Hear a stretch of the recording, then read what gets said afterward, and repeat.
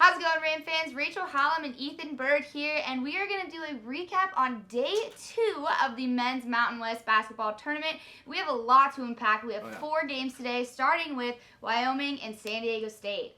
Yeah, I mean, who had it in their Mountain West Tournament bingo book that San Diego State and Wyoming would come down to the final minutes, really the final seconds of this game? I mean, 69-66, SDSU took the win. But Wyoming stuck in there the whole time. Xavier Dussel, 21 points, 6 threes, and that's a freshman record in the Mountain West Tournament. And boy, was he hot all day. And San Diego State really had no answer to him. Yeah, and Maldonado, too. I mean, you got to look at him. He only had 12 points, but, I mean, he was definitely doing really well for the Wyoming Cowboys, especially on defense. Yeah. I mean, you could see he was getting a little chippy as well. He fouled out late in the second half, but, I mean, he was doing some damage for them. But looking at San Diego State, they had 3 guys put up double digits on their team. You got Terrell Gomez, Trey Pulliam, and Shackle all put up over 15 points in that game. Their offense was staying strong, but their defense was kind of lacking. But Matt Mitchell, the Mountain West Player of the Year, only was held to 8 points. And Pulliam, he's really the weakest link in San Diego State's starting 5. Yeah. And he's the guy that Wyoming showed everybody going forward. If you put the ball in Pulliam's hands, the scoring volume for San Diego State is going to go down. Yeah, and I like how you brought up the idea that nobody would have guessed this would have happened. I mean, I would have assumed that San Diego State was going to come in here and just slaughter Wyoming off the bat. But, I mean, think about it. Wyoming started practice immediately after they got their COVID testing that morning at 5:45 a.m. San Diego State came out after them for their COVID testing and heard them practicing on the court. I mean, right then and there, they should have known that something was up. Well, I mean, especially after scoring 100 points before, and the women winning the Mountain West Tournament. It almost looked like it was about to be the year of the Cowboy, but alas, it was not. So let's move on to Game 2 of the day. Number 5, Nevada. Number 4, Boise. Yeah, I mean, this was definitely going to be one of the closer games that we've seen, and it was very interesting that Nevada pulled the upset there. Beat a higher seed team in this tournament, 74-72. I mean, you got to give it to their offense. Desmond Cambridge Jr. with a season high of 31 points. I mean, that's just spectacular all in all. Well, not just Desmond Cambridge Jr., but Grant Sherfield and Warren Washington, 3 guys combined for 75 of Nevada's 89 points. And that's just crazy. If you have 3 guys going off for 75, you may as well just left the other 2 on the bench. That's such a high volume of scoring that should terrify any defense. But Boise State hung in there for the most part. 82 points, down by 7, but they never really got over that 7-point hump. Yeah, absolutely. I mean, Nevada scored 51 points in the first half. That's also a season high for this team. I mean, going back to Grant Sherfield, though, too, I mean, he was obviously somebody that we were going to be looking out for, especially how he played against BSU in their final game of their regular season. So it's not a shock that he also went off for their offense. But, yeah, I mean, Boise State definitely held in there. They weren't going to give up at any point in that game. Well, I mean, it's been a tournament of shooting. Everybody's been shooting well this whole tournament. Boise State shot for 51%. They both did from the field. That's still pretty good, and it's their first loss all season. I think they shot over 50%. And I think the biggest difference for them was the fact that Boise only shot 39% from behind the arc. And that was a big difference because Nevada shot 50% from behind the arc. And while both of those teams are shooting the exact same from the field, it's obvious that made some sort of a difference. It just felt like every time Boise was getting some momentum, Sherfield, Washington, or Cambridge would hit just a dagger 3, and then the momentum would go away and it would come back, but it was just never quite enough. And now to the only blowout of the night, Utah State, number 3, over number 7 UNLV, 74-53.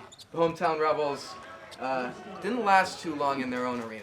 Yeah, this was not much of a shock to me, in all honesty. I mean, Utah had 2 players hit double-doubles in this game. Myers Keita and Marco Anthony, 18 points, 13 rebounds, and Anthony with 15 points, 13 rebounds. I mean, their offense was just going off. We've already talked about a lot of players who have hit double digits for their teams. They had 2 other players also hit double digits on their offense. Well, Utah State has now won 7 straight games in the Mountain West Tournament and are going to their 4th straight semifinal. It's safe to say they are generally the most dangerous team in the Mountain West Tournament. I mean, Nehemiah Keita in my opinion, should have been the Mountain West Player of the Year. Yes. It was an obvious snub because the voters, in my opinion, prefer San Diego State. But Nehemiah Skata, he was playing like he had something to prove. Absolutely, but we got to look at UNLV. I know we've already talked about how it was kind of a blowout for them. Yeah. They didn't really have much of a chance, but they still had two players that were trying to get points on that board, and they weren't necessarily giving up. They just didn't have enough momentum to keep themselves in that game. Well, Bryce Hamilton with 16 points, but it's kind of hard when all 4 of Utah State's starters went for double digits, and they held David Jenkins Jr. to 5 points. That was crazy, but also look at their paint scoring because UNLV was outscored in the paint massively over by Utah State. 30 points for Utah State and 18 only for UNLV. I think that is a huge dagger to them. Yeah, I mean, now the reason that we're doing this today instead of yesterday is because after that Colorado State game, I felt like not only did it end late, but we all needed to take a deep breath because CSU was, looking for their first win in the Mountain West tournament since 2017. And they got it. They got it. I mean, we're a lot happier today than you would think. CSU took down number 6 Fresno State 72-62, but not really in the stress-free manner that we all would have hoped that they would. Oh, absolutely. There was a couple times where they cut it really close. I mean, they got within a few points, and it was definitely a nervous. I was definitely nervous the entire time. It was definitely a nerve-wracking situation to be a part of, especially when you want to be a CSU fan, but you're also trying to be a reporter. So it was definitely a little. It's kind of hard to be a little impartial, but I think that's what's so special about March. Nobody wants to go home, and honestly, Fresno State proved that. Yeah. Fresno State came within 1 point with 6 minutes and 48 seconds left. And then, David Roddy went to work. Speaking of our starters, 4 of CSU's starters with double digits. You had Stevens with 16, Roddy with 15, Moore with 15, and Adam Thistlewood with 10. And they totaled 62 points. But you can't just have your starters scoring. If CSU wants to beat Utah State, the bench has to contribute more than 10 points. Yeah, absolutely. But go back to Adam Thistlewood. I mean, this has been a reoccurring statement from us this past week that he has had such a struggling end of the season. And for him to finally come in and have those 10 points, also being as spectacular as he was on defense, I saw him get a couple of blocks in there. I mean, he had one really soft one that didn't look too impressive, but it was actually one of the most key blocks of the game. So, I mean, for him to come in and finally prove to the team and to the rest of the Mountain West that he deserves to be in this position and deserves to be talked about as much as he is was great to see for him. Well, I mean, and the Rams shot 26 for 50 to 52% to improve to 13-1 on the season, to shoot over 50%, which just even goes further into this narrative of this tournament. If you want to win, you have to shoot over 50%. But, I mean, one of the biggest issues for me with this game was a lack of aggressiveness for the Rams at one point. I mean, Deion Stroud fouled out. Yeah. But also, there was Orlando Robinson only had 2 fouls the whole game. You want to go at the opposing big man, especially when you're an undersized team like CSU. You need to get the big men in foul trouble, or else you're going to lose the paint. Well, on that same topic, I mean, Junior Ballard was already in foul trouble, and they didn't pressure him whatsoever. I think that would have been really clutch if they could have pressured him, forced a foul on him, and fouled him out. I mean, they did it with Stroud, but he was also out of the game for a lot of it after he was in foul trouble. Yeah, Ballard spent over a quarter of this game with 4 fouls and still didn't foul out, which is impressive. I'm wondering what the message was. Yeah. Why aren't you attacking a guy with 4 fouls? Well, it's weird to me, too, because in the very beginning, it was pretty chippy. I mean, they were pretty aggressive at that point already. There was fouls getting blown all over the place. So it was kind of weird to see that once he got into foul trouble, the Rams sort of backed off. Yeah. Now, on to the games tonight. San Diego State versus Nevada at 6:30.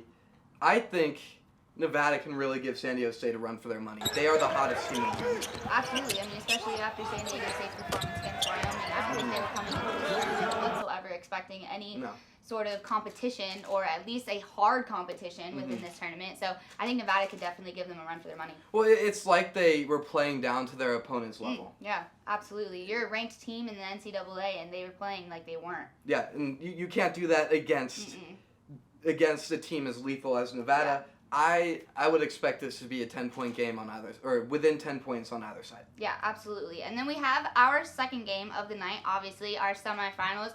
CSU is going to be taking on none other than, oh my goodness, What? Utah State. Utah State. Thank you. I am so sorry. I blanked out on that one. But yes, I think this is going to be a tough battle for both of these teams, honestly. I mean, I think it'll be one of the best games we can see. It very likely could go down as the best game of the tournament, but this is going to go one of two ways. CSU comes out hot and is going to go down to the wire, or CSU has one of those lethargic first halves that they're known to have, and Utah State capitalizes on that. Yeah, absolutely. Just kind of hoping that CSU can have that momentum from their last win and kind of push themselves into that right direction and take down Utah State. We will be at the Thomas & Mack Center all night, starting with coverage of San Diego State around, let's say, 5 o'clock or so. My name is Ethan Bird. I'm Rachel Hallam. See you later, Rams.